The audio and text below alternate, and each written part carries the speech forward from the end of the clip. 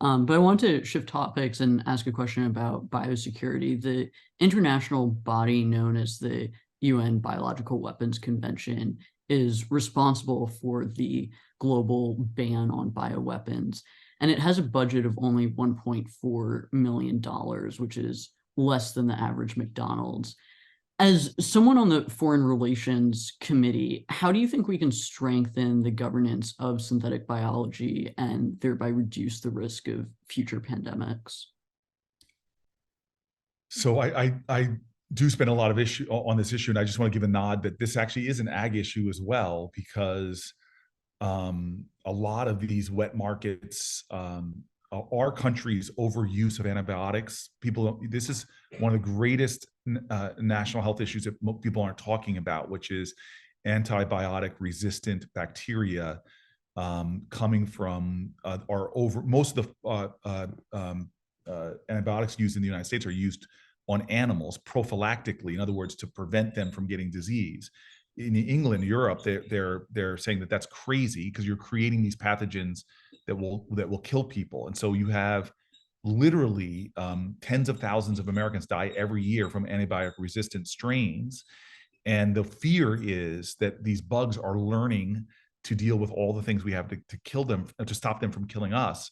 And the future great pandemics could be that. So these are real real crises in our world. And if we don't start changing the way we raise animals in these massive factory farms where these diseases spread, where they often create conditions in which large lagoons of pig feces or mountains and mountains of chicken feces also poison our groundwater and our well water, creating environments for bacteria and more.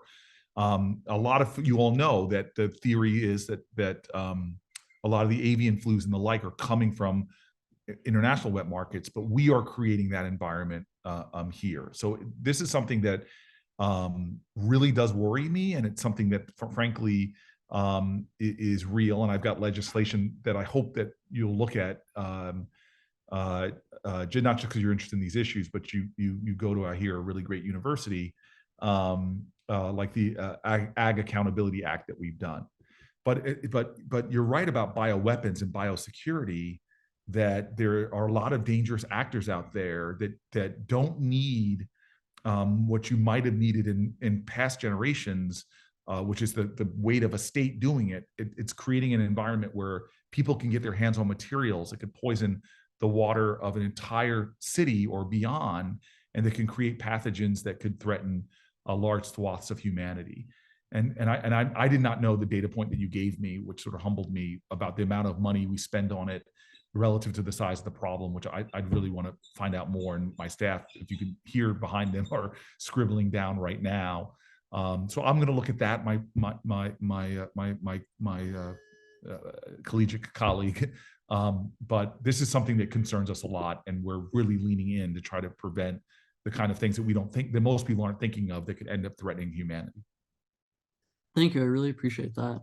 And it might be worth checking out Kevin Esfeld's lab. He's up at MIT and doing some great technical work and research on technologies that we could create to prevent the next pandemics and biosurveillance. I will. And what year are you at Stanford? I'm just going to be entering in a few days. Well, if you want to come to my office one summer and just do this work for us as a intern, my chief of staff over here actually does pay. And that probably goes to just about everybody on here, because I think we would love to get a chance to have some incredible young talent like I'm hearing here asking extraordinary questions. So thank you. I'd love to. Thank you so much.